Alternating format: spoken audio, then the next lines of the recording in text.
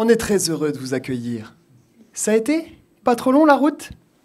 Voilà, bienvenue chez nous. Ah, vous trouvez que ce n'est pas comme sur les photos? D'accord. C'est votre fils? Oh, il a l'air adorable. Vous pouvez juste lui dire de ne pas marcher avec ses chaussures sur le canapé, s'il vous plaît? Merci. Non, il n'y a pas la clim, non. C'était précisé dans l'annonce. Oui, c'est embêtant. Oui. Voilà, je vais vous laisser. Et si vous avez le moindre souci, n'hésitez pas. Fournir l'hospitalité, parfois, ça peut être épuisant. Il y a le travail physique, bien sûr. Laver les draps, récurer le logement, s'organiser pour accueillir. Mais l'hospitalité demande aussi un travail émotionnel. Cela signifie gérer ses émotions pour qu'elles correspondent aux attentes sociales. Concrètement, sourire à l'arrivée des voyageurs, rester positif et dynamique, et savoir garder son calme lorsque le fils des locataires confond votre canapé avec le paillasson. Avec l'essor d'Airbnb, des millions de consommateurs se sont lancés dans l'accueil de touristes, mais parfois sans grande expérience du travail que cette activité demande.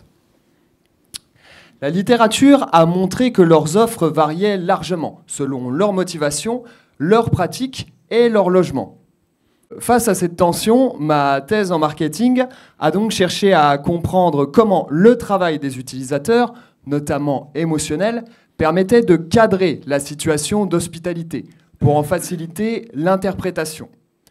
Pour répondre à cette problématique, j'ai utilisé plusieurs méthodes qualitatives, comme des entretiens avec des utilisateurs ou encore des observations participantes, qui m'ont conduit à dormir dans des dizaines d'Airbnb pour y étudier l'hospitalité sur le vif.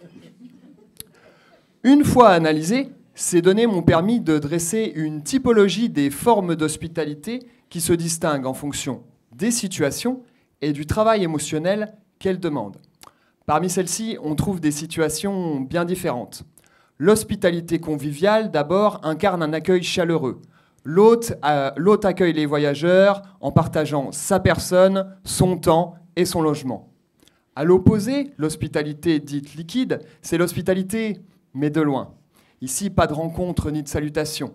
Les voyageurs pénètrent dans un logement impersonnel de manière autonome, grâce à un boîtier à code. Ma thèse contribue ainsi à une meilleure compréhension de l'hospitalité à l'heure de sa digitalisation. Elle permet également de mettre en lumière la dimension émotionnelle du travail des utilisateurs, souvent minorée, mais pourtant essentielle dans le marketing des services.